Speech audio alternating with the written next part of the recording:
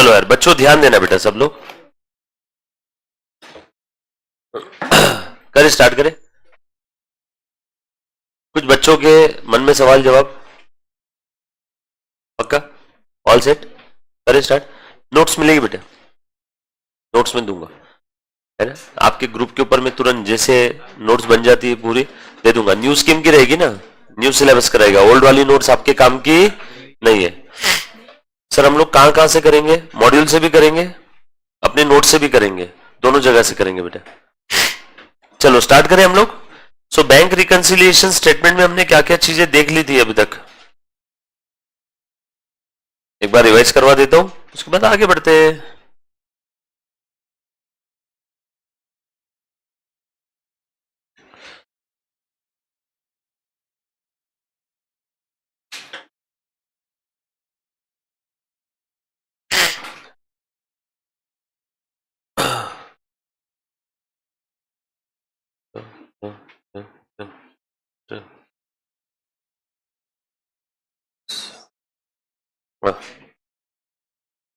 दिख रहा है बेटा सभी को? ये वाला क्वेश्चन किया था ना हमने लास्ट लेक्चर में, टोटल 10 एक ट्रांजेक्शन थे इसमें, राइट? आ जाओ बच्चों लिखो। अच्छा ये लिखने के पहले एक काम करो, सब लोग बीआरएस में अब तक जो देखा उसकी समरी लिख लो आपके बुक के अंदर में, है ना। हमारा सबसे पहले वाला टॉपिक कौन सा स्टार्ट हुआ बेटा? बेसिक के बाद बीआरएस, है ना। चलो लिखो बेटा सब लोग। So bank reconciliation statement summary लिख लेना आपके बुक के अंदर में। हमने सबसे पहले क्या देखा, इसका मीनिंग देख लिया था। इज अ मेमोरेंडम और मेमोरेंडा स्टेटमेंट, फटाफट से लिखो स्पीड में, लिखते लिखते याद भी कर लो, which help us to know, लिखा हुआ होगा तब भी लिख लो, to know the causes of differences. Rohit एक बार ग्रुप पे डाल देना link, causes of differences between balance as per cash book and passbook. Cash book and passbook. Cash book का मतलब क्या होता है, ऐसा एरो बना करके लिखो। Cash book means here, cash book means bank column of, cash book means bank column of, cash book means bank column of. देखो बेटा पीछे अगर बैग रखी होगी तो प्लीज बैग नीचे रख देना। Cash book means bank column of, cash book का मतलब क्या होता है? Bank column of cash book. Cash book का मतलब क्या होता है? Bank column of cash book. अच्छा इधर भी एक बैठ जाएगा, एक पीछे बैठ जाओ, एक इधर बैठ जाओ, या दो नहीं बैठ पाएंगे बेटा, आप थोड़ा सा इधर आ जाओ अंदर में। बस आज ही के दिन की बात है, कल से तुम एकदम आराम से लेट के सो के भी लेक्चर देख पाओगे, इतनी जगह है ऊपर में, और क्लासरूम ज्यादा क्लास है इससे, है ना। ये बजट क्लासरूम है, ऊपर वाला प्रीमियम क्लासरूम है। Means bank column of cash book. Passbook means copy of, फटाफट से लिखो, customers ledger comma maintained by bank in its books of account. Its books of account यानी बैंक के बुक्स ऑफ अकाउंट में, yes और no बेटा सब लोग साथ में ना। बीआरएस का एक बार फटाफट से रिवाइज कर लेते, फिर आज हम लोग बीआरएस के अगले पड़ाव पे जाएंगे। आगे बढ़ते, प्लीज ध्यान देना। विजू विजू एमआरपी जो है ना अपना, एमआरपी एमटीपी आरटीपी पीवाईक्यू, उसका लेटेस्ट वाले का बीआरएस टॉपिक का पीडीएफ फाइल भेज दे। बीआरएस ये लिखा सभी ने? फिर लिखो बेटा एक और चीज, कैश बुक देख लो जरा मैं कैसे लिख रहा हूं। डेबिट बैलेंस पहले एक बार देख लो कैसे लिख रहा हूं। पासबुक बेटा, कैश बुक में डेबिट बैलेंस यानी कौन सा बैलेंस होता है? प्लस और फेवरेबल। फेवरेबल यानी प्लस ना, अनफेवरेबल यानी minus, body balance. So cash book में डेबिट बैलेंस यानी फेवरेबल बैलेंस। क्यों? क्योंकि कैश बुक डेबिट होता है मतलब बढ़ता है, बढ़ना प्लस होना, बढ़ना प्लस होना, तो कैश बुक का डेबिट बैलेंस यानी फेवरेबल। हिंदी भाषा में इसका मतलब है, अगर कैश बुक का डेबिट बैलेंस 10,000 है, अगर कैश बुक का डेबिट बैलेंस 10,000 है, तो इसका आसान भाषा में मतलब है कि बैंक में मेरे हिसाब से मेरे बैंक में 10,000 पड़े हैं। कैश बुक के डेबिट बैलेंस का मतलब क्या है? अगर कैश बुक का डेबिट बैलेंस 10,000 है, that means as per my books of account, cash book तो मेरे बुक में है ना, as per my books of account bank में कितना पैसा पड़ा है? 10,000। और पासबुक के हिसाब से जो बैलेंस है उसका क्या मतलब है? As per banks books of account मेरे खाते में कितने पड़े, वो पासबुक के बैलेंस का मतलब है। कैश बुक बैलेंस का मतलब क्या है? As per my books of account मेरे खाते में कितने पड़े हैं, वो कैश बुक बैलेंस का मतलब है। सो मेरे हिसाब से मैं बोल रहा हूं, हे बैंक, तेरे पास मेरे 10,000 है, यानी कैश बुक में 10,000। बैंक बोल रही है मेरे हिसाब से भी 10,000 है, यानी पासबुक में भी 10,000। कैश बुक पासबुक दोनों टैली, कैश बुक पासबुक दोनों टैली, बीआरएस की जरूरत नहीं।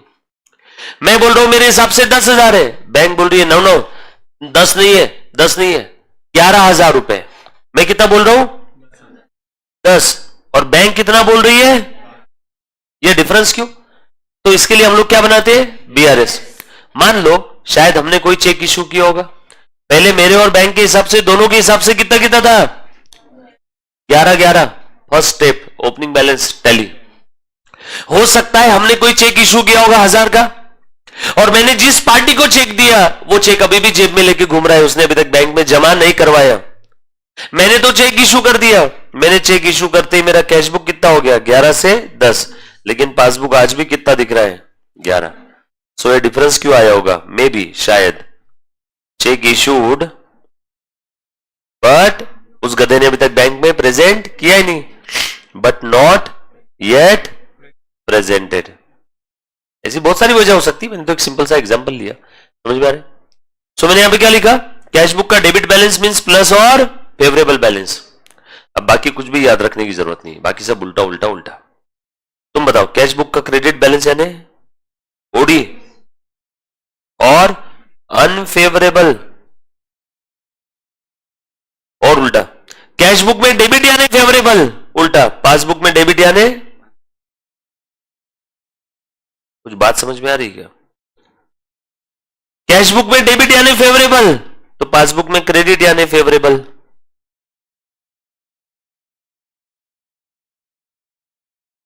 ये बात समझ में है सभी को? ये टेबल बना लो।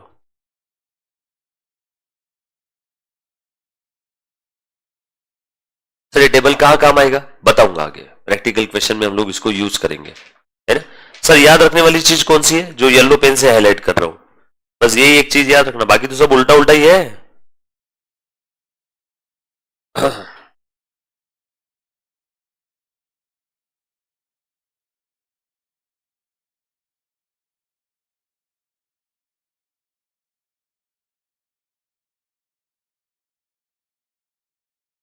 और ये भी याद थोड़ी रखना है, कैश बुक प्लस बैलेंस है, फेवरेबल है, तो डेबिट ही रहेगा।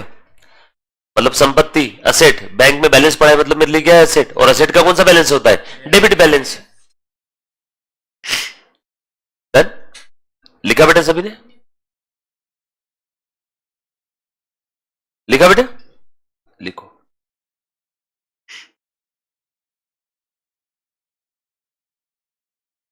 चलो क्या आगे?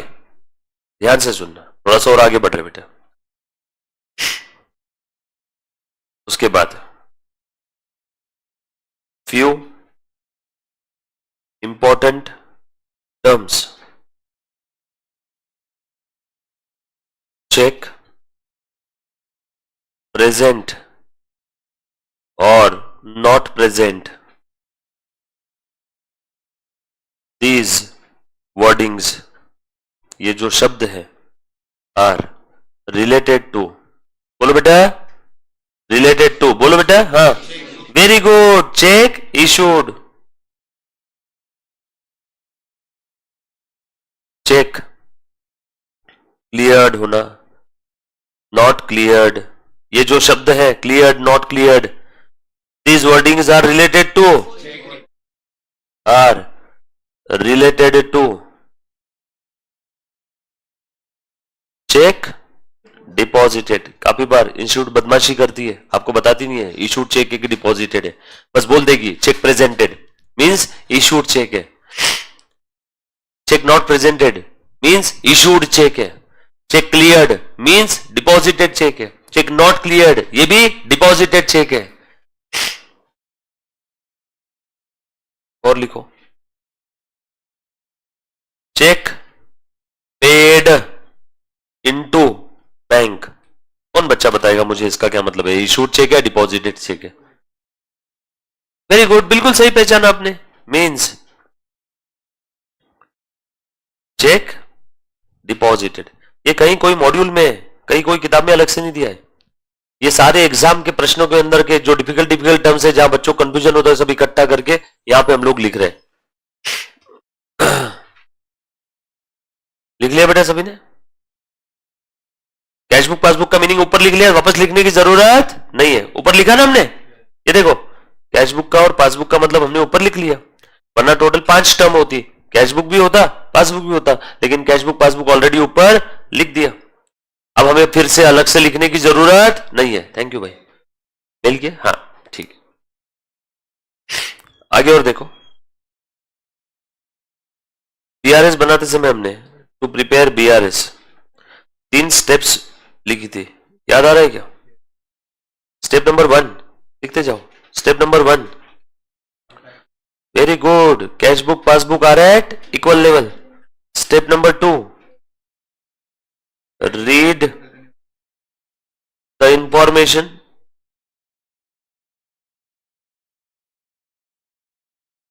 Analyse it and go to the new position. यही सबसे इंपॉर्टेंट पार्ट है बीआरएस का, आपने अगर देखा होगा तो। किसकी new position? Cashbook and passbook के। थर्ड स्टेप बोलो बेटा, ये तो कोई भी कर लेगा, एडजस्ट। बीआरएस बनाने के लिए स्टार्टिंग पॉइंट को हर बार क्या करना है? एडजस्ट, क्योंकि जहां पहुंचना है वो तो चेंज नहीं कर सकते। डन? ये 3 स्टेप के अलावा मैंने 2 रूल्स बोले थे, उसमें से रूल नंबर 1 हमने लिख लिया था। If there is direct entry in passbook. Sir direct entry in passbook का मतलब क्या है? अरे हमें नहीं मालूम, पासबुक के अंदर में डायरेक्टली किसी ने डिपॉजिट कर दिया, बैंक वालों ने डायरेक्टली कुछ तो पेमेंट किया, बैंक वालों ने डायरेक्टली हमारे बिहाफ में कुछ तो रिसीव किया, कुछ तो भी डायरेक्टली पासबुक में हुआ है, हमारे थ्रू नहीं हुआ है, तो समझ जाओ उसका effect. Very good, effect of such transaction is pending in cashbook. Effect of such transaction is pending in cashbook. Rule number 2, अभी नहीं, समय आने पर 3 लाइन की जगह छोड़ देना, बस आज वो समय आ जाएगा, आज हम लोग अगले पड़ाव पे बढ़ जाएंगे इसमें आगे बीआरएस टॉपिक में। लिखा बेटा सभी ने यहां तक? आपका हो जाए तो मुझे हाँ बोलो। हो गया? लिखो बेटा, मैंने बोला आपका हो जाए तो हाँ बोलो, एक बार छोड़ दो।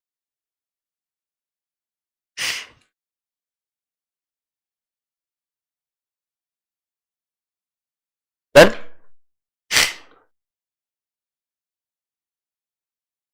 और एक चीज, cashbook maintain by,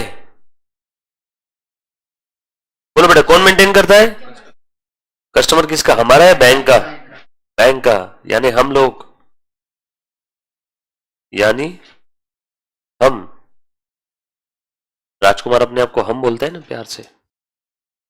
passbook maintain by bank in its books of accounts, BOA books of accounts, BOA books of account. ये इसलिए लिख करके दिया, जब कभी भी आप जब बीआरएस का क्वेश्चन सॉल्व करोगे तो उस समय अगर बैंक वालों ने कुछ किया तो कहां किया होगा? पासबुक में। बैंक वाले हमारे घर पे आके कैश बुक में करेंगे क्या? नो।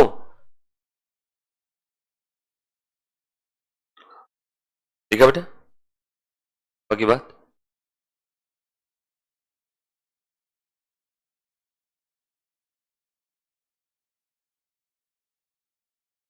हम्म, चलो, अब तैयार है बेटा सब लोग? स्टार्ट करें हम लोग? स्क्रॉल करोगे इसको?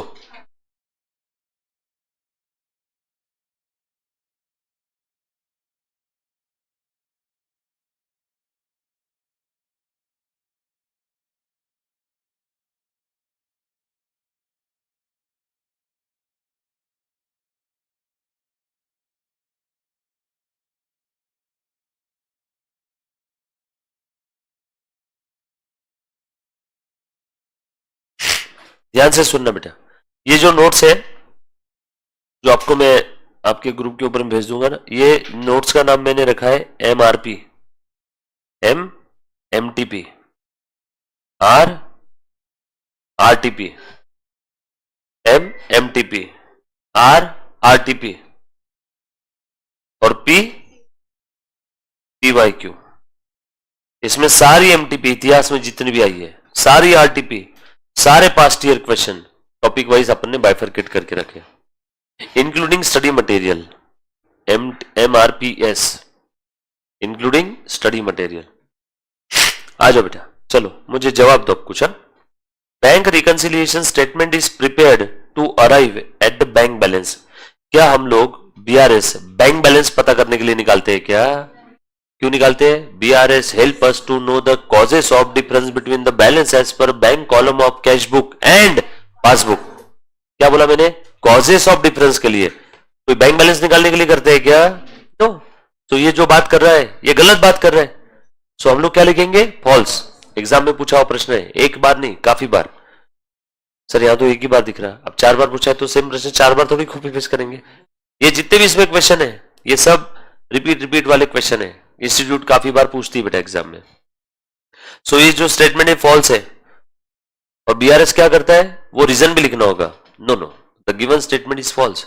BRS help us to know the causes of difference between the balance as per bank column of cash book and passbook, और we can say that BRS help us to reconcile the cash book and passbook balance. Yes, clear है?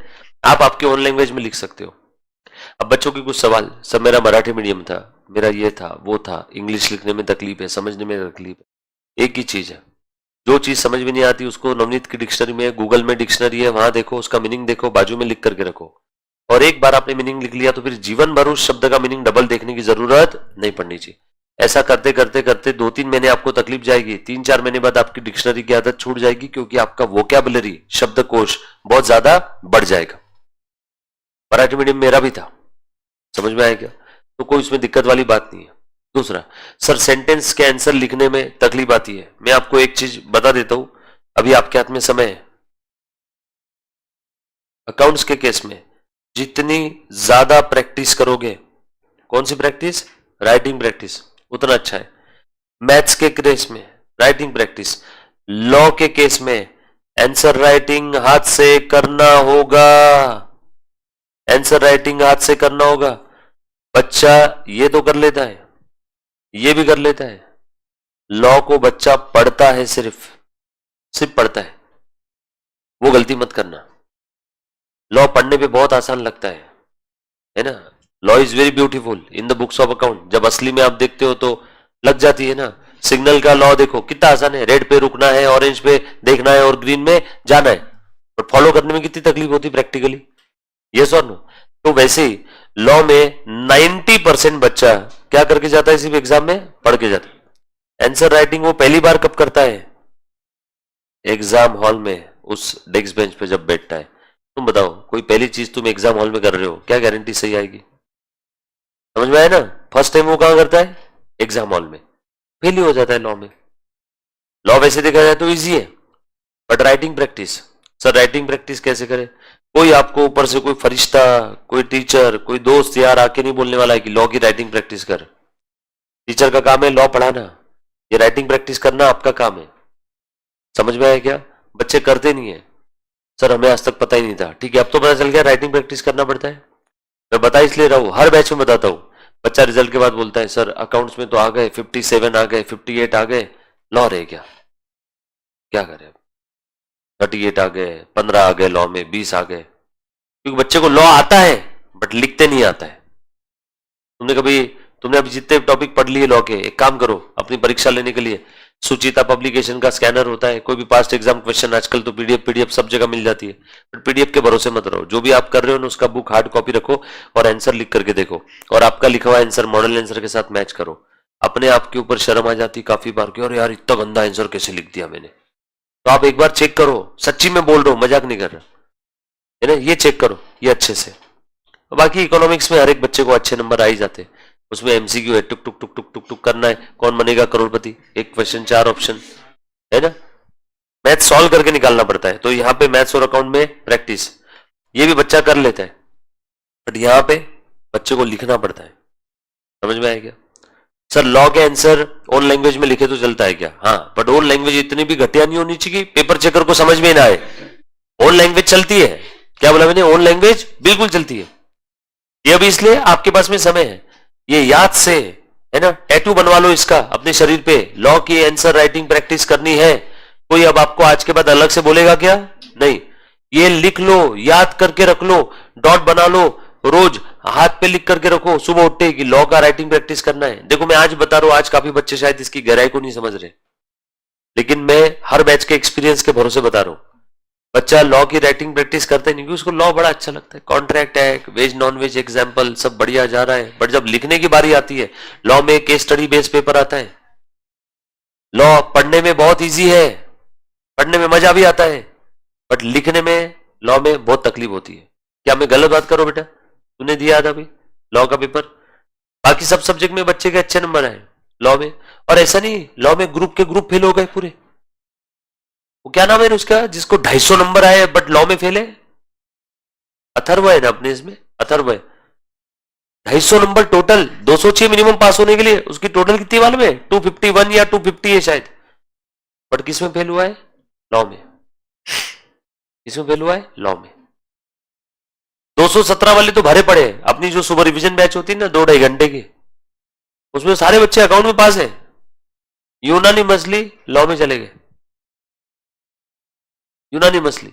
आप चाहो सुबह आते बच्चे, एक बच्चा दूसरे बच्चे से झूठ नहीं बोलता, टीचर तो अपनी मार्केटिंग के लिए कुछ भी बोल देगा, पर बच्चा बच्चे से झूठ नहीं बोलता। तुम चाहो तो बच्चे से बात कर सकते हो, किसी से पूछना।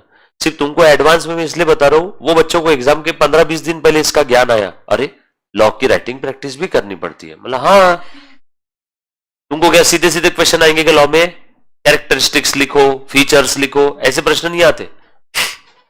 जो तुम पढ़ रहे हो ना वो तो एकदम सीधा सीधा लॉ लिखा हुआ है, Indian contract act, Indian partnership act, negotiable और क्या क्या होता है वो, तो वो सीधा सीधा दिया हुआ है। वो पढ़ने में और इसमें सुनने में बहुत अच्छा लगता है, बट आप राइटिंग प्रैक्टिस करो, उसकी राइटिंग प्रैक्टिस करो।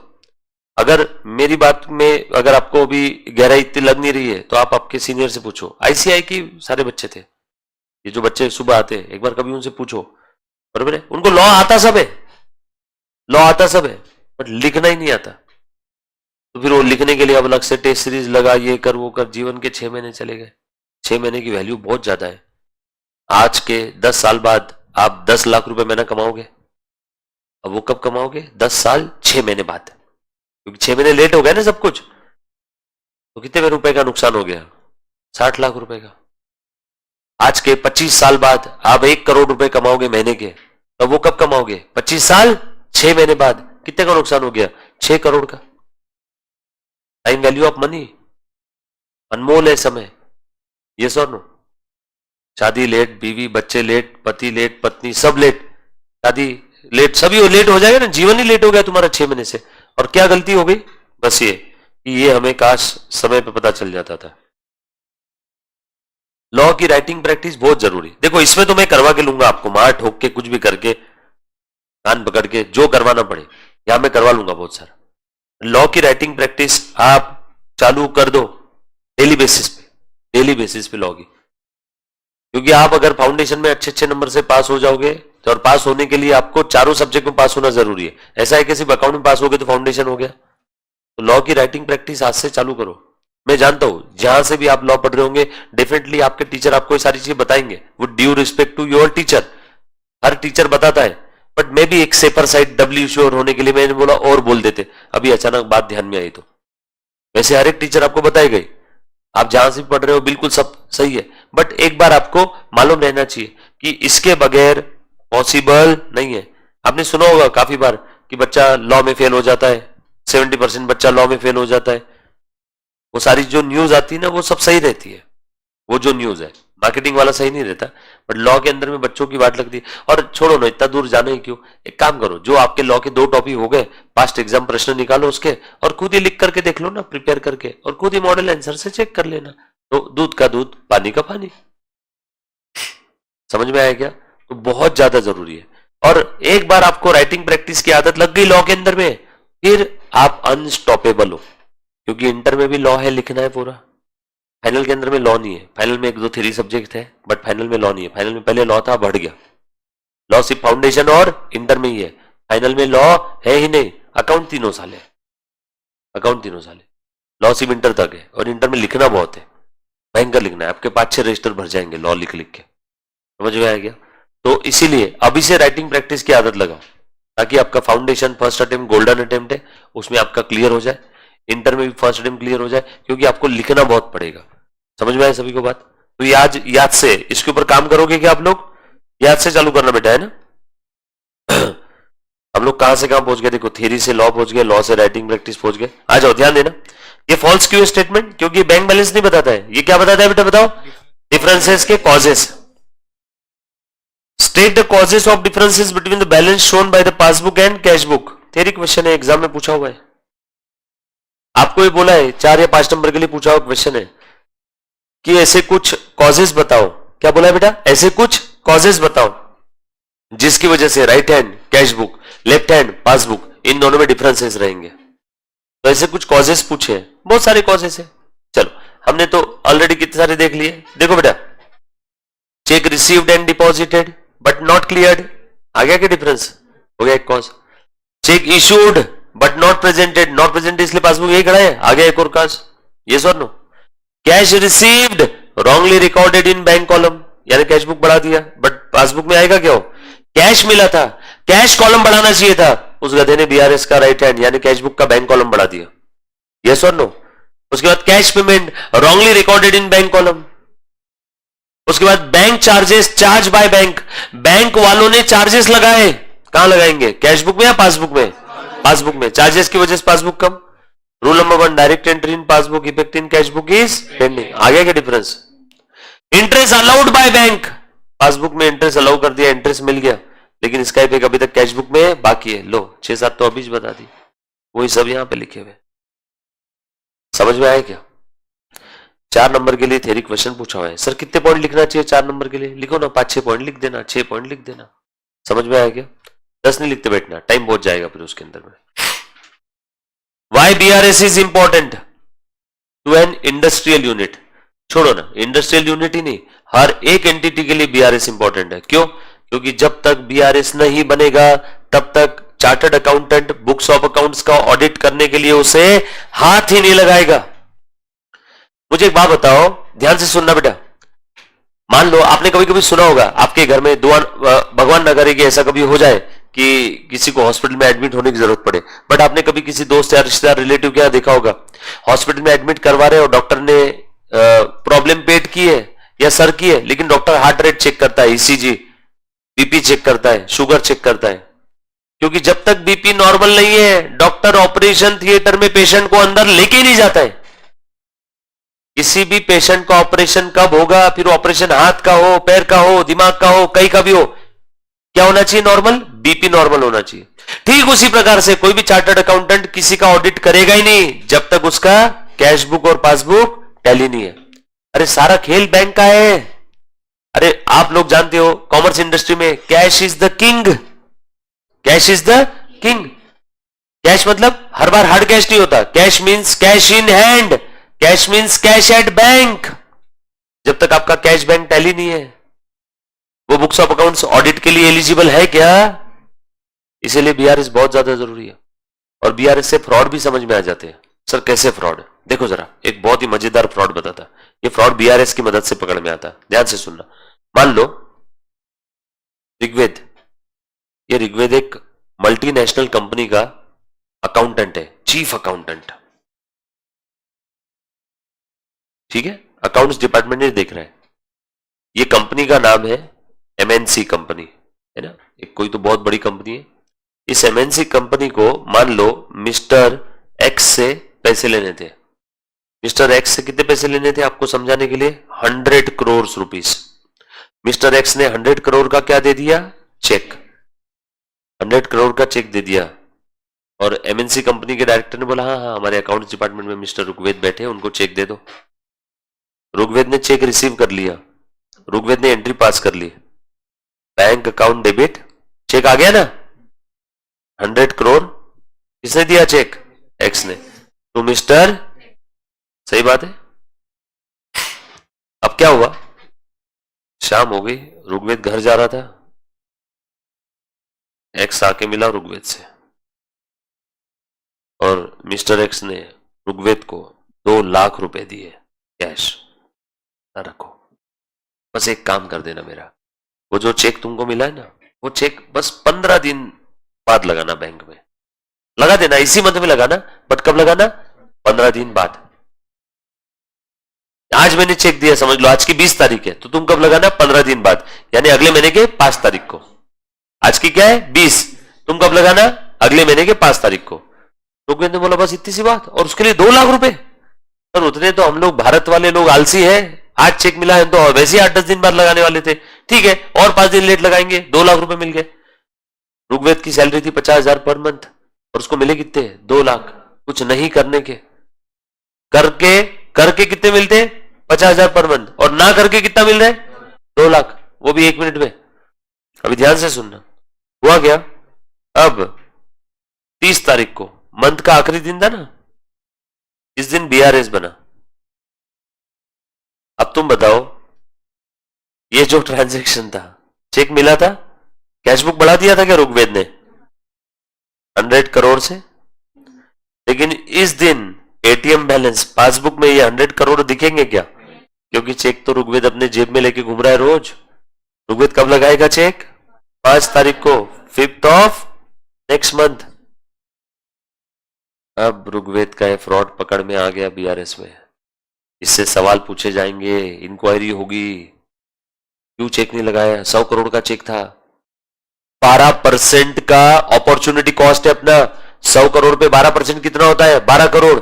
एक महीने का 1 करोड़, 15 दिन का 50 लाख।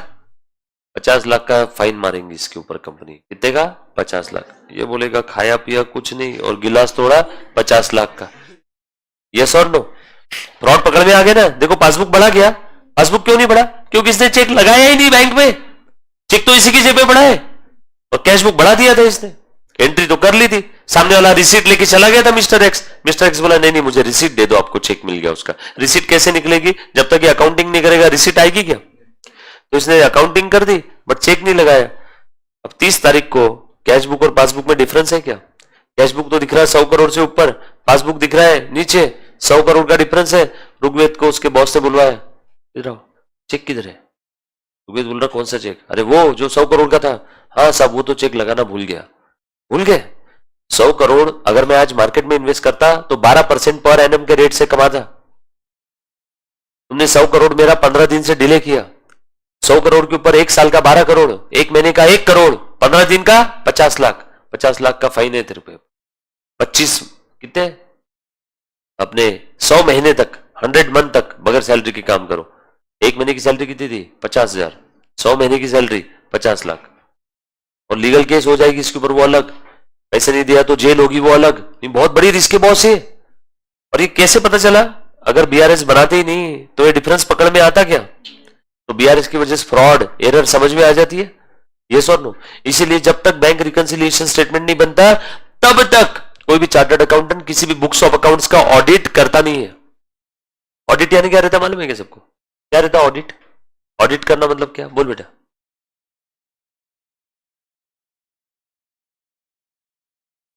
चेक करना। ऑडिट किसी को ऑडिट का मतलब समझना है, फोन में पासवर्ड रहता है क्या सभी के, है ना, ये ऐसा फोन का पासवर्ड अनलॉक करना, कोई ऐप वीप में पासवर्ड मत रखना, और ऐसे मम्मी पापा बड़ा भैया बड़ी बहन जब घर पे हॉल में बैठे रहेंगे तो ऐसा फोन उनके सामने रख देना ऐसा, और तुम जरा बाहर घूम के आ जाना 20 मिनट के लिए सिर्फ, तो तुमको ऑडिट का प्रैक्टिकल मीनिंग समझ में आ जाएगा। आप वापस आओगे तब तक आपका पूरा फोन चेक हो चुका होगा, phone, Google history, incognito mode कितने बार ऑन किया, व्हाट्सएप, टेक्स्ट मैसेज, टेलीग्राम के अंदर की लिंक, सब वो आपके फोन का क्या कर डालेंगे, ऑडिट।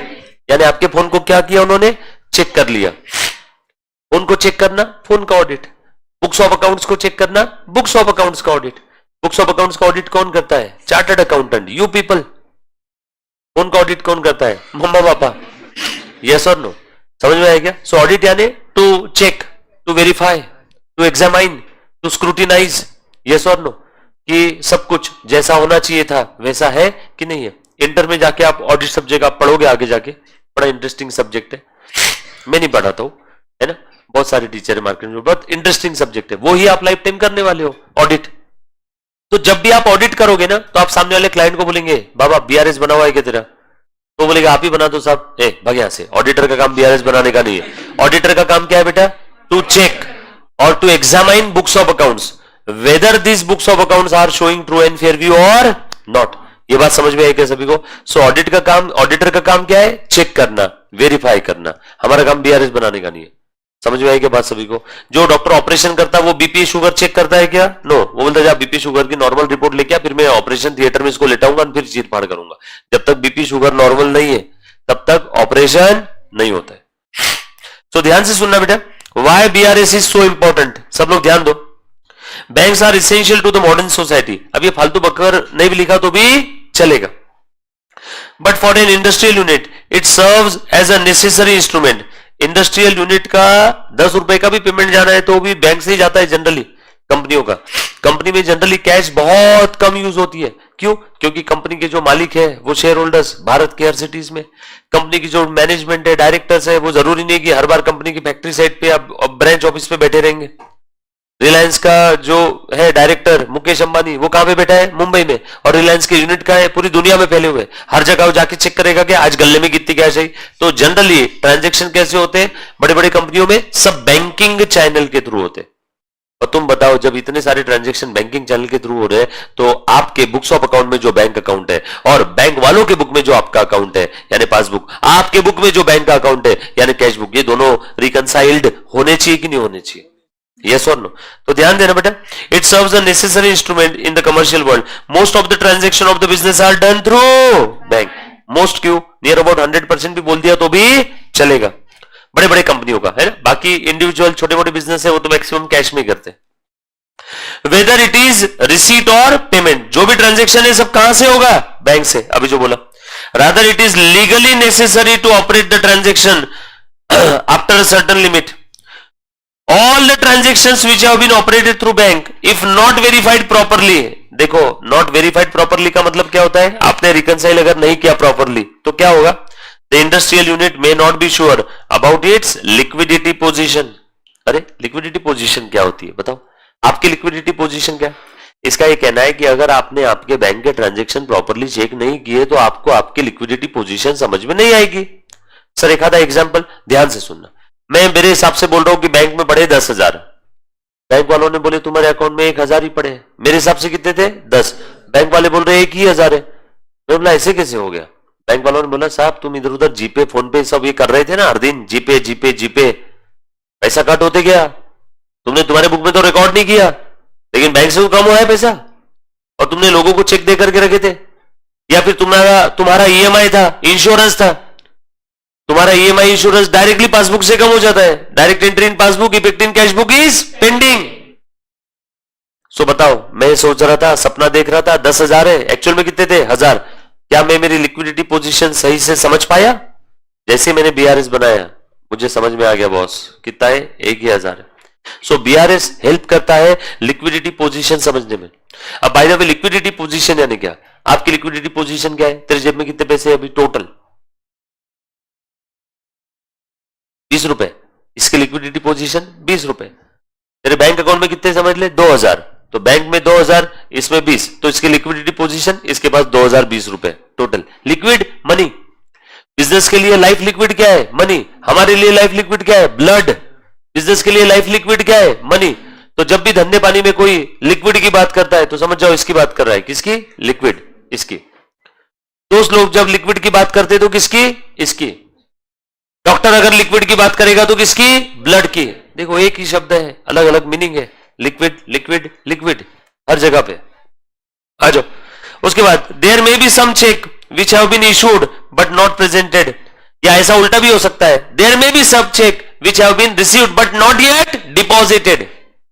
जैसे वो ऋग्वेद वाला एग्जांपल, चेक तो मिल गया था बट डिपॉजिट नहीं किया। तो ये सारी बातें कहां से पकड़ में आएगी? बीआरएस से, है ना। ऐसा थोड़ा सा ऐसे निबंध टाइप क्वेश्चन है, कभी कभार ऐसा क्वेश्चन आ जाता है। चांसेस बहुत कम है, बहुत कम। 25 एग्जाम में एक हाथ बार आने के चांसेस है, बाकी 25 में से 24 इसके ऊपर क्या आएगा? Practical question. अगर 25 बार एग्जाम होती है उसमें से 24 बार क्या आएगा? प्रैक्टिकल। एक हाथ चांसेस है, एक हाथ की थ्योरी क्वेश्चन आ जाए, बट हम लोग एक चांस भी क्यों लेंगे? हम तो सारे क्वेश्चन यहां पे देखेंगे। यस और नो, ध्यान देना। As well as there may be some deposit, देखो ऋग्वेद वाला example, which has been deposited into bank but not collected. या फिर ऐसे कुछ चेक है रिसीव हो गए बट डिपॉजिट ही नहीं किए, या ऐसे कुछ चेक है डिपॉजिट कर दिए बट क्लियर ही नहीं हुए। तो बैंक मैनेजर को जाके गाली मारो, साहब चेक डिपॉजिट कर दिया था 15 दिन पहले, तुमने क्या मिस्टर एक्स से पैसे लिए क्या चेक क्लियर ना करवाने के? तो समझ में तो आएगा बे, चेक क्यों नहीं क्लियर हुआ? यहां रुका, मैनेजर के पास रुका, कहां रुका? बड़ी अमाउंट है। तो ये सारी बातें कहां समझ में आएगी बेटा? बीआरएस से।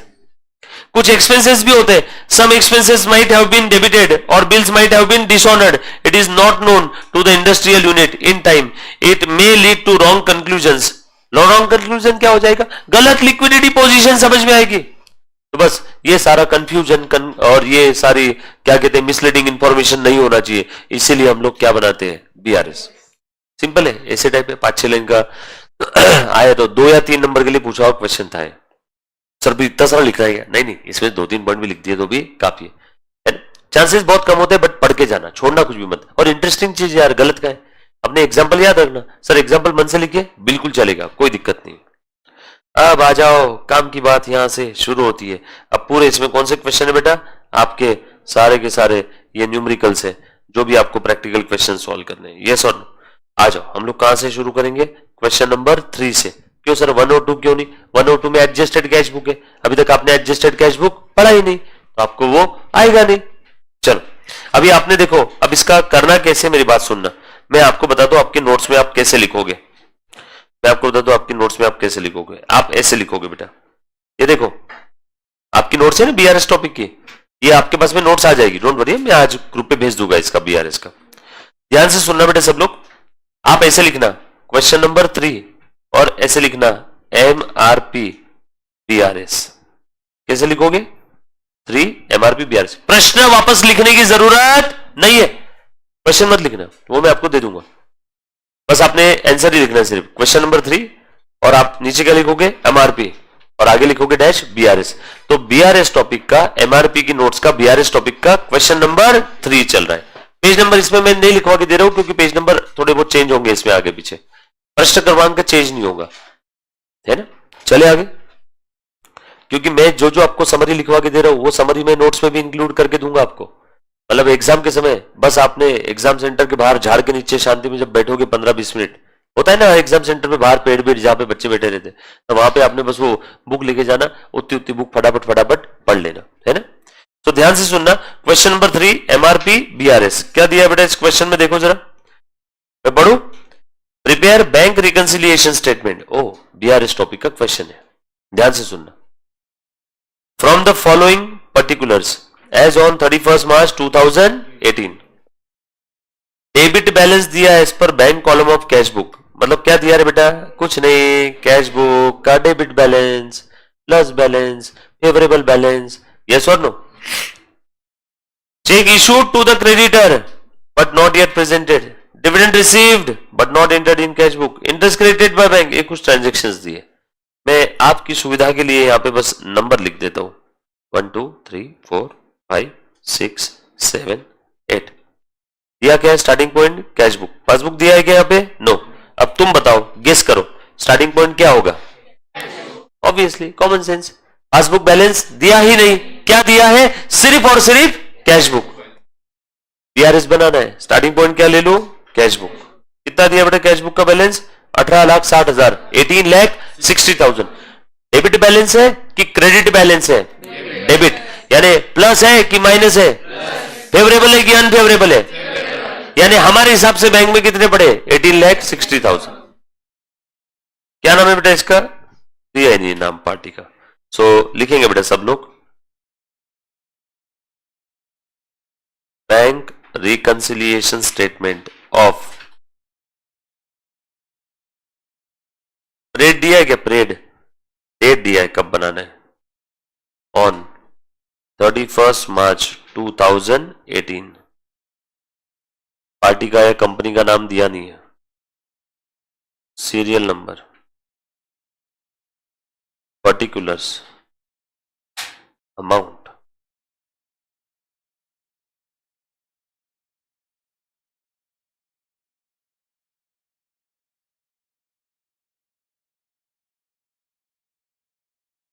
बनाया बेटे सभी ने, चलो आगे बोलो बेटा, स्टार्टिंग पॉइंट क्या लिखो, बैलेंस एज पर, फटाफट से रफ्तार से, हाँ, कैश बुक कितना है बेटा, 18,60,000, 18,60,000। अब मैं आपसे ही सवाल पूछूंगा, सबने फटाफट से जवाब देना है ना। लिखा बेटा सभी ने, फॉर्मेट बनाए, सब फॉर्मेट कितना बड़ा बनाना, जितने क्वेश्चन में लाइन आइटम है उससे 4-5 लाइन एक्स्ट्रा, उससे ज्यादा क्या ही रहेगा। सबसे अब ये हो गया पहला, अब ये पढ़ लो, cheque issued to the creditor but not yet presented to the bank for payment. मैंने एक पार्टी को चेक इशू कर दिया बट उस गधे ने अभी तक बैंक में प्रेजेंट ही नहीं किया। अब बेटा फर्स्ट स्टेप इक्वल लेवल, आ जाओ बेटा सब लोग करो, first step equal level, second step read the information, analysis it and go to the new position, cheque issued, cash book कम, बट जिस पार्टी को चेक दिया उसने अभी तक बैंक में प्रेजेंट किया, नो। बताओ मेरा एटीएम बैलेंस कम होगा क्या, नो।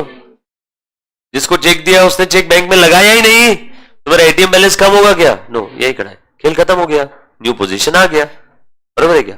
अब पहले दोनों स्टेप को भूल जाओ, बोल बेटा third step, adjust starting point. Starting point क्या है, कैश बुक, पहुंचना क्या है, जहां पहुंचना है इसको फिक्स करो। अब देखो मैं क्या कर रहा हूं बेटा, यहां पे मैं ना सारे ऐड वाले आइटम यहां लिख लेता हूं और लेस वाले आइटम नीचे लिख लेता हूं, चलेगा क्या ऐसा, अच्छा दिखेगा ना। एक 8-10 लाइन की जगह छोड़ के नीचे लिख दो, लेस, ऐड, लेस, बोलो बेटा 3,60,000, ये देखो check issued but not presented।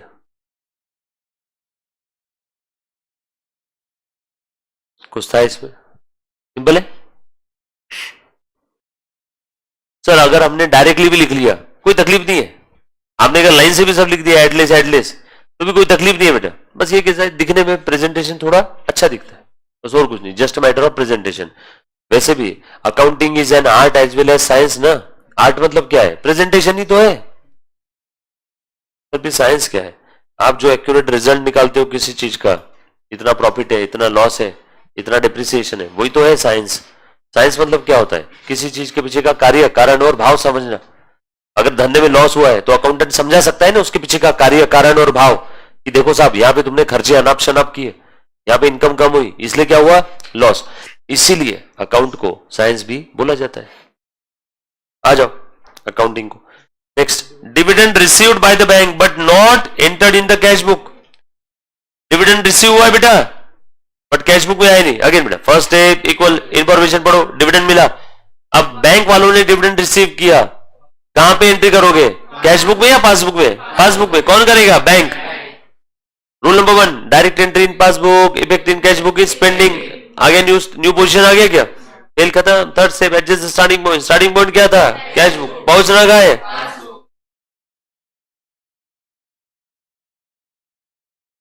फटाफट से रफ्तार, डिविडेंड रिसीव्ड बट शॉर्टकट में लिखना not entered in cash book. कितना बेटा? 2,50,000।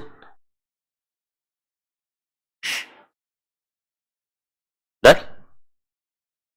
उसके बाद वेरी गुड, बिल्कुल सही जा रहे हो। Interest credited by bank 6250। बताओ बेटा, बैंक वालों ने इंटरेस्ट क्रेडिट किया। रुको रुको रुको, ओहो सर डेबिट क्रेडिट की भाषा समझ में नहीं आ रही। रुको, हमने आज ही देखा कैश बुक में डेबिट यानी बढ़ाना, उल्टा उल्टा पासबुक में क्रेडिट यानी बढ़ाना। सो बैंक वालों ने क्रेडिट किया यानी पासबुक में क्रेडिट किया यानी पासबुक को बढ़ाया या कम किया? बढ़ाया।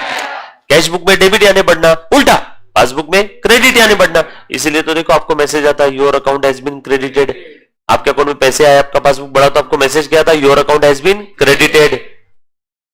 सो ध्यान से सुनना, बैंक वालों ने हमारे अकाउंट में इंटरेस्ट क्रेडिट किया, मतलब हमसे इंटरेस्ट लिया कि दिया? दिया। मेरा पासबुक बढ़ गया ना? दिया। Direct entry in passbook, effect in cash book is pending. हो गया, खेल खत्म। आ गया न्यू पोजीशन। बोलो बेटा, स्टार्टिंग पॉइंट पहुंचना है, ऐड करो।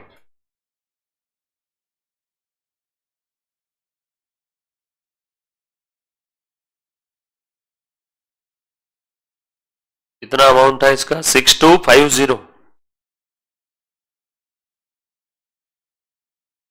Done. 6250। Cheque deposited into bank for collection but not collected by bank up to this date. This date? Which date? This date 31 March. जिस दिन बीआरएस बना रहे उस दिन तक चेक क्लियर ही नहीं हुआ। चेक डिपॉजिट तो कर दिया बट चेक क्लियर नहीं हुआ। आ जाओ मेरे प्यारे बच्चों, प्लीज ध्यान देना बेटा। बेटा ध्यान से सुन, चेक डिपॉजिट कर दिया मतलब कैश बुक तो बढ़ गया। Check received and deposited, cash book तो बढ़ गया, बट वो चेक अभी तक क्लियर नहीं हुआ। तो बोलो पासबुक बढ़ेगा क्या? नो, यही खड़ा रहेगा। हो गया, न्यू पोजीशन आ गया, खेल खत्म। बोलो third step, adjust the starting point. Starting point क्या है? Cash book. पहुंचना कहां है? पासबुक पे। फिक्स करो।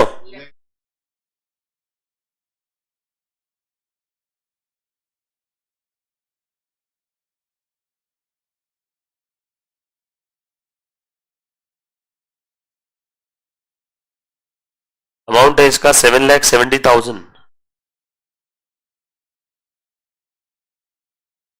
Done. Cheque deposited but not yet cleared. Cheque deposited but not yet cleared.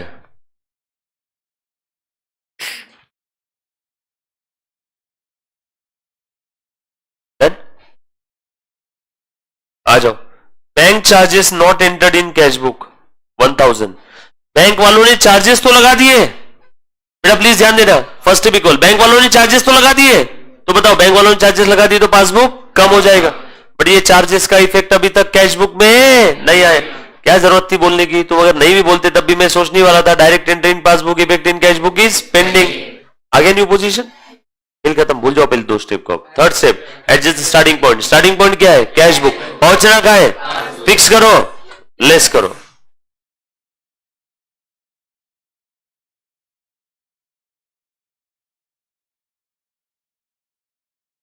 Debited in passbook only. Bank वालों ने चार्जेस पासबुक में डेबिट किए। सर पासबुक में डेबिट करना है ना कम करना? सर क्यों? क्योंकि कैश बुक में डेबिट बढ़ाना यानी पासबुक में डेबिट कम करना। बोल बेटा, कितने थे? 1,000 रुपए। Next item, a check deposited into bank was dishonored but no information received। Cheque deposit किया था, उसका कोई इंटीमेशन, कोई इंफॉर्मेशन हमें मिला ही नहीं।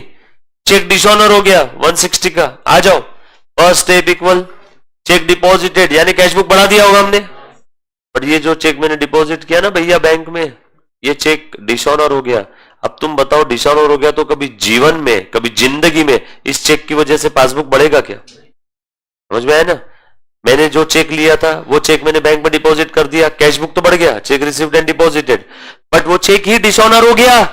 अब तुम बताओ उस चेक की वजह से कभी पासबुक बढ़ेगा क्या? नो, इसलिए पासबुक हर बार यहीं खड़ा रहेगा।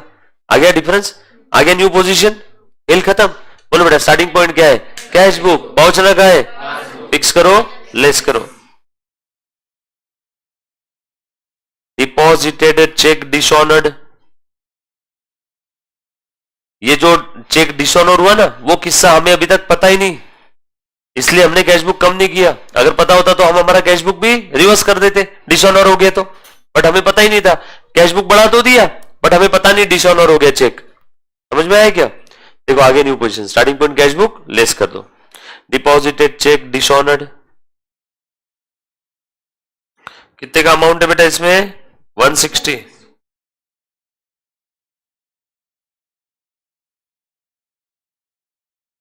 उसके बाद bank paid house tax on our behalf but no intimation received from bank in this connection. Bank वालों ने मेरे बिहाफ में पेमेंट तो कर दिया बट हमें मालूम ही नहीं कितने का है, 175 का। बताओ बेटा, again first step equal, bank वालों ने मेरे बिहाफ में पेमेंट किया तो ऑब्वियसली मेरा एटीएम बैलेंस यानी पासबुक कम होगा, इस बारे में हमें पता नहीं था, इसलिए कैशबुक में इसका इफेक्ट नहीं आया, इसलिए कैशबुक यही खड़ा है। आगे न्यू पोजीशन, खेल खत्म। बोलो स्टार्टिंग पॉइंट कैशबुक, पहुंचना है, फिक्स करो, लेस करो। Payment made by bank on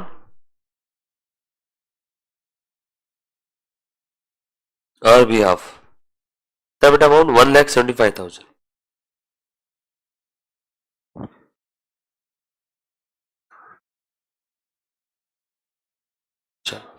खेल खत्म, देखो फटाफट से, बैलेंस एज पर पासबुक। चलो बेटा सब प्लस माइनस करके बता दो मुझे, direct final answer 13 lakh, okay 13,70,250, 13,70,250, बिल्कुल सही जवाब आप लोगों का, 13,70,250। चले आगे, नेक्स्ट क्वेश्चन, लिख लिया सभी ने? किसी का बाकी है? चलो आगे, ओके आ जाओ, प्लीज ध्यान देना बेटा। लिखो क्वेश्चन नंबर 4 एमआरपी, फटाफट से question number 4 MRP, prepare the bank reconciliation statement of Shri Hari. ध्यान से सुनना, इंपॉर्टेंट क्वेश्चन है। एज ऑन 31 मार्च 2020, आपको बीआरएस प्रिपेयर करने के लिए बोला है। क्या बोला है बेटा यहां पे? Balance as per passbook is 10,000। Passbook का बैलेंस दिया है मुन्ना, किसका बैलेंस दिया है? पासबुक का। कितना है? 10,000 है। फॉर्मेट बना लिया आपने? बीआरएस ऑफ श्री हरि,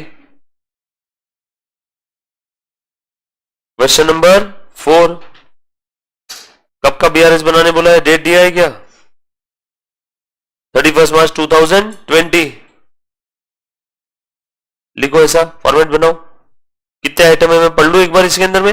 1 2 3 4 5 6 7, तो ऐड में भी 7 लाइन की जगह छोड़ दो और लेस में भी 7, क्योंकि ऐड में 7 से ऊपर आएंगे क्या?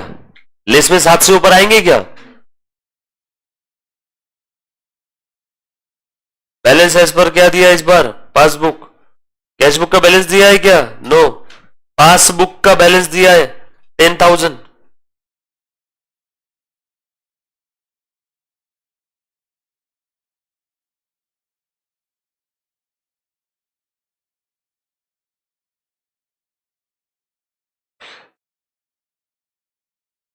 बना लिया फॉर्मेट?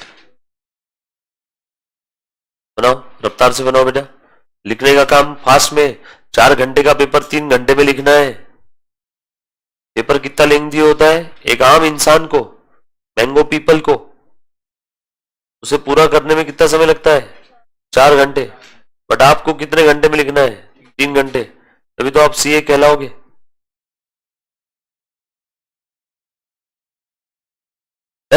फॉर्मेट बना लिया सभी ने? ऐसा लिख लिया क्वेश्चन नंबर ऊपर में? स्टार्टिंग पॉइंट में लिख दिया, देखो बैलेंस एज पर पासबुक कितना? 10,000। चलो स्टार्ट करो।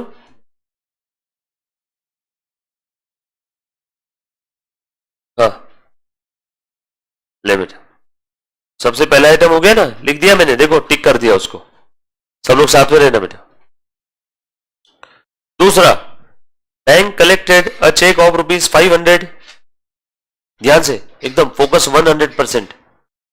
Bank collected a cheque of ₹500 on behalf of Shri Hari. ये वही तो है जिसके लिए बीआरएस बना रहे। श्री हरि के बिहाफ में बैंक ने एक चेक कलेक्ट किया, बट क्या गलती की बैंक ने, देखो सुनो, but wrongly credited to Shri Hari's account. एक और कस्टमर था उसी बैंक में, उसका भी नाम श्री हरि था, उसका भी नाम श्री हरि था, उसका भी नाम क्या था, श्री हरि। बट वो श्री हरि, ये श्री हरि नहीं था। पर आपको क्या समझा, देखो ब्रैकेट में लिखा है, वो श्री हरि दूसरा कस्टमर था। कुछ नहीं, इंग्लिश को हिंदी में ट्रांसलेट करना है, खेल खत्म। देखो ध्यान से सुनना।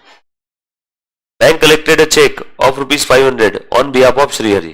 कौन सा श्री हरि, अपना वाला श्री हरि। तो चेक कलेक्ट किया मतलब चेक डिपॉजिट किया है ना, हमने चेक डिपॉजिट किया। हम कौन है, श्री हरि, जिसका बीआरएस बन रहा है। Check deposited 500। बैंक वालों ने वो 500 रुपए का चेक किसी दूसरे के अकाउंट में क्लियर करवा दिया। तो बोलो हमारा पासबुक बैलेंस बढ़ा होगा क्या? अरे भैया, जब मैंने चेक डाला वो चेक क्लियर हो गया तो मेरे अकाउंट में आना चाहिए ना। इसका भी नाम श्री हरि था, मेरा भी नाम श्री हरि था। मैंने चेक डाला मेरे अकाउंट में, और बैंक वालों ने पैसा किसके अकाउंट में डाला, इसके। तो बताओ मेरा पासबुक बढ़ा गया? तो सर ऐसा क्यों किया बैंक ने? मुझे क्या मालूम, गलती हो गई, ऐसा लिखा है ना, सॉरी भी बोल देंगे वो आपको, पैसा वापस भी दे देंगे। बट आज का क्या, आज तो डिफरेंस आ गया ना। First step equal check deposited of 500 but not cleared. Sir क्यों क्लियर नहीं हुआ? रीजन कुछ भी हो, किसी दूसरे के अकाउंट में डाल दिया, किसी दूसरे के अकाउंट में चेक ट्रांसफर कर दिया बैंक ने। हमारे अकाउंट में उस चेक का पैसा आना चाहिए था, बट उस चेक का पैसा किसी दूसरे ही श्री हरि के अकाउंट में चला गया। सो चेक डिपॉजिट किया हमने, बट पैसा गया किसी दूसरे के अकाउंट में। तो हमारा पासबुक तो ऐसे ही सूखा सूखा रह गया, यही खड़ा रह गया। खेल खत्म, खेल खत्म।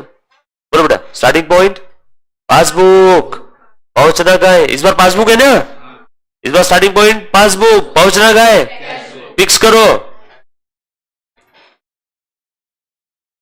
तो अब लिख दो 500 ऐड। तो क्या लिखेंगे? Cheque deposited but not cleared into our account. Cheque deposited but not cleared into our account. हमने चेक डिपॉजिट किया बट हमारे अकाउंट में क्लियर ही नहीं हुआ, किसी दूसरे के अकाउंट में हो गया। उतना डिटेल में लिखने की जरूरत नहीं, समय रहा तो लिखते बैठना, ड्राइंग पेंटिंग वगैरह सब कर लेना, बट जनरली पेपर में समय इतना नहीं रहेगा। कितने का चेक था बेटा? 500।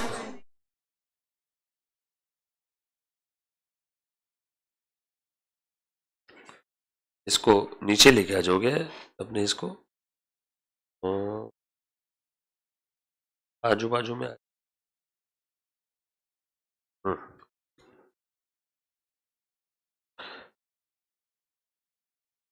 ठीक है, देखो बेटा ध्यान देना। Bank recorded a cash deposit of 1589 as 1598। कुछ नहीं है, अंग्रेजी को हिंदी में ट्रांसलेट करना है और कुछ नहीं। देखो बेटा क्या लिखा है, bank recorded a cash deposit of 1589। बोलो cash deposit of, cash deposit कितने का किया था? Cash deposit of 1589। बोलो कैश कितनी डिपॉजिट की थी? 1589 कैश डिपॉजिट किया। बैंक वालों ने उस 1589 को, बैंक वालों ने उस 1589 को कितना लिख दिया?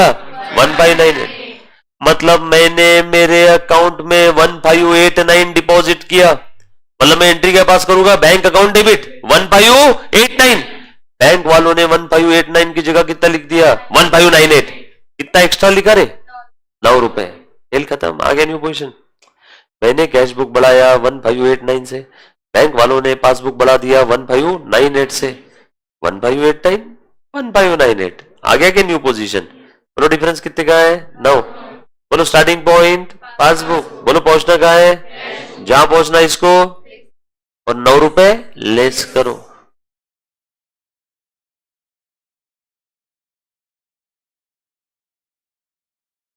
ये 9 रुपए मैंने लेस कर दिए।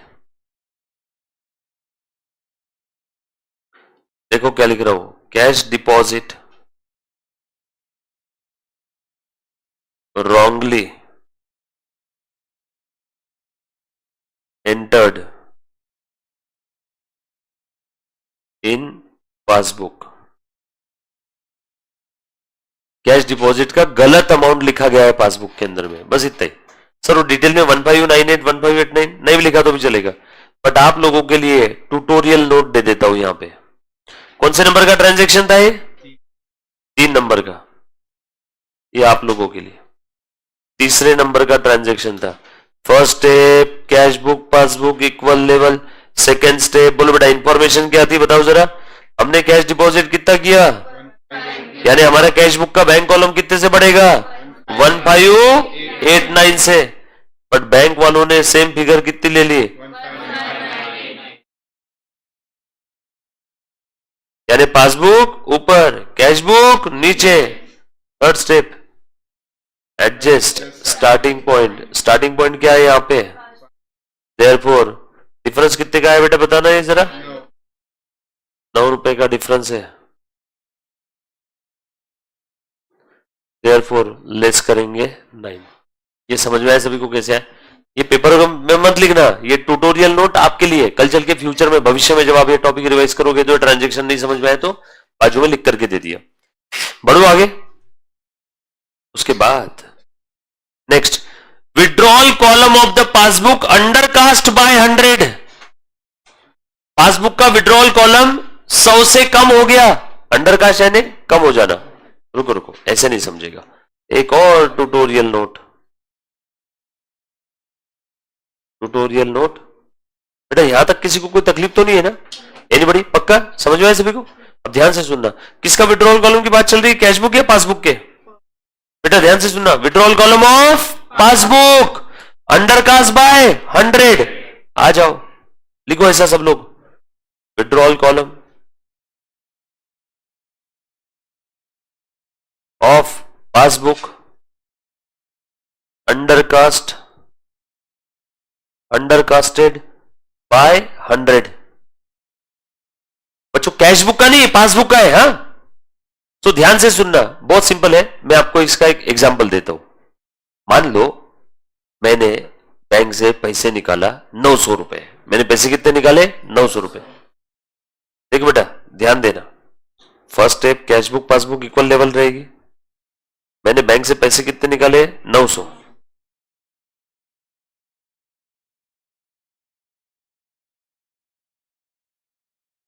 निकाले, बैंक वालों ने सालों ने क्या किया मालूम है, मेरा अकाउंट 900 की जगह 800 से कम किया। अंडरकास्ट है ना, अंडरकास्ट यानी कम, कम करना, ओवरकास्ट बढ़ा देना, अंडरकास्ट कम करना।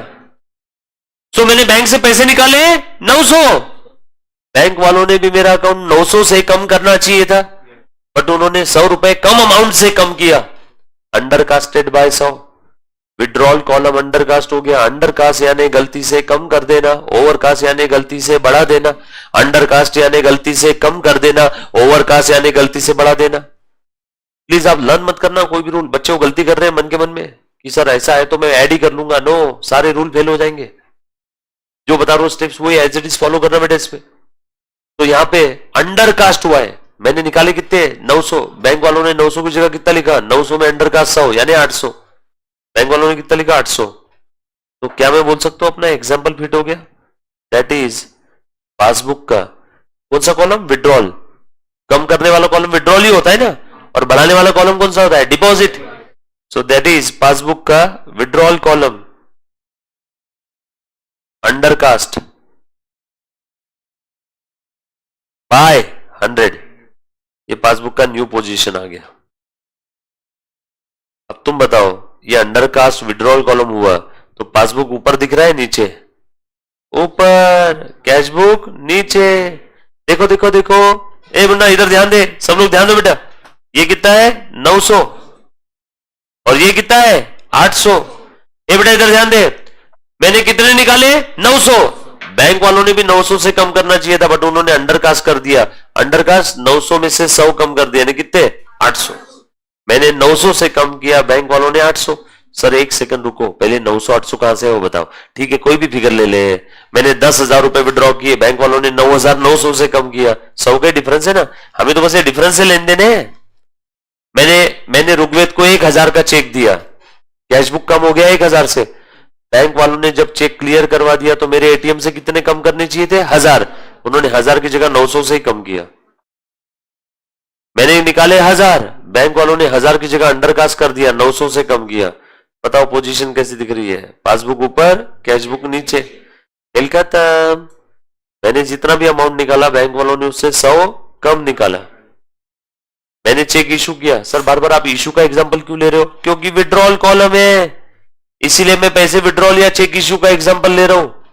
इसीलिए मैं पैसे विड्रॉल या चेक इशू का एग्जांपल ले रहा हूं। अगर यहां डिपॉजिट कॉलम होता तो मैं चेक डिपॉजिट का एग्जांपल लेता। किसका एग्जांपल लेता? चेक डिपॉजिट का।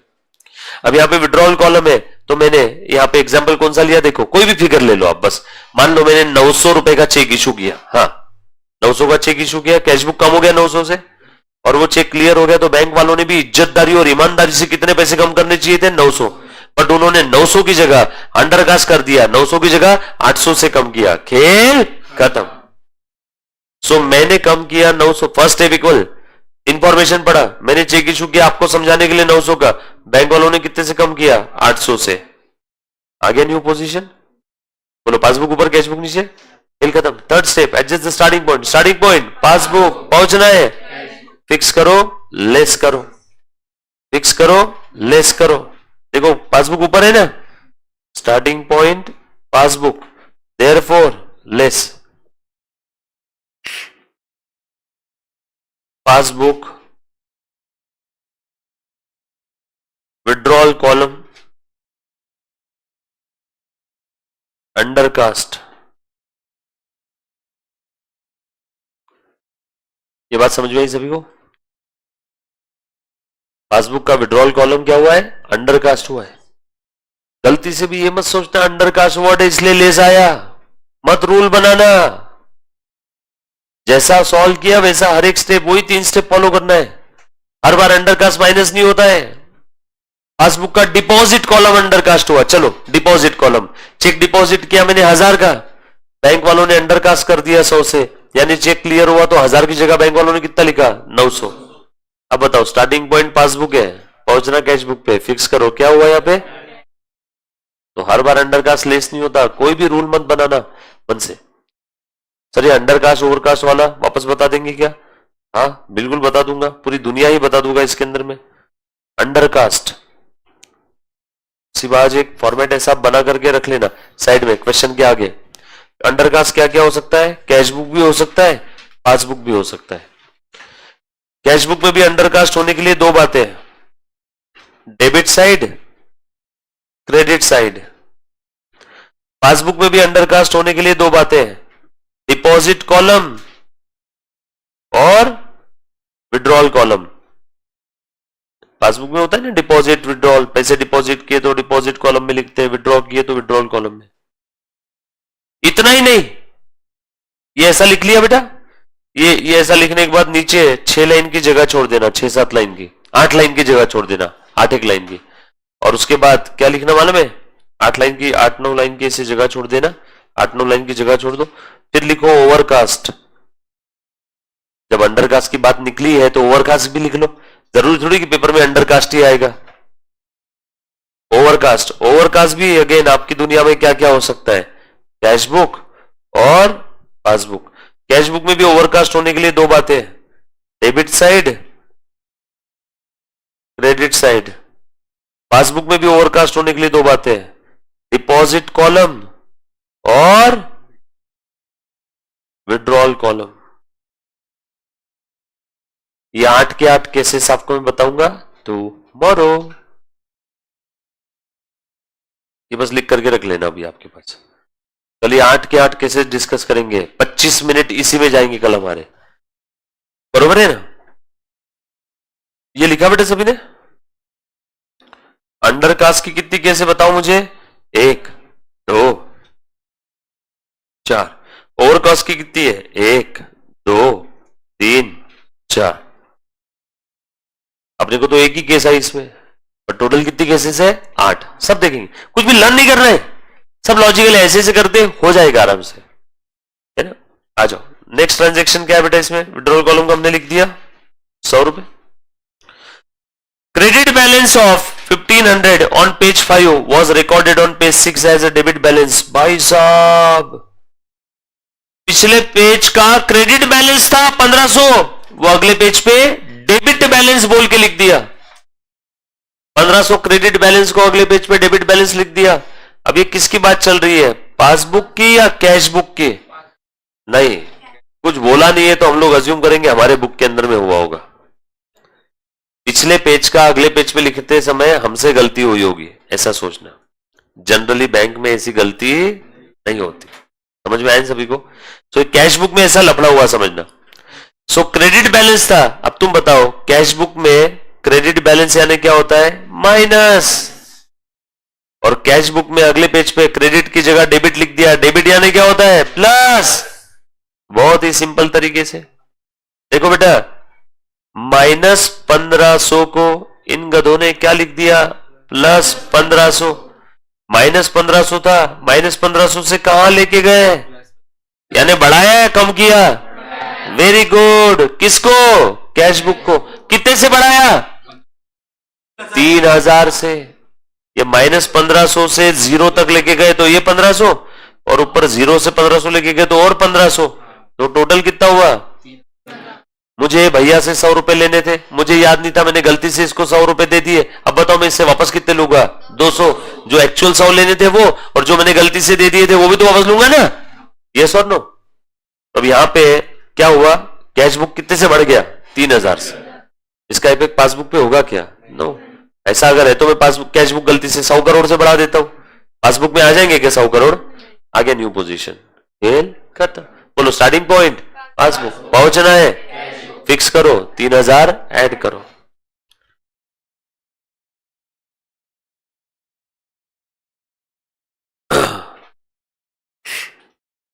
बाकी लास्ट 2 आइटम हम लोग देखेंगे टुमारो, क्योंकि आपका लेक्चर है ना 12:30 को। ऑलरेडी मैंने 12:32 तक ले लिया, और नहीं तो पुष्कर सर मेरे को बोलेंगे कि सर काबर होशीर केला सर तुम्ही आज।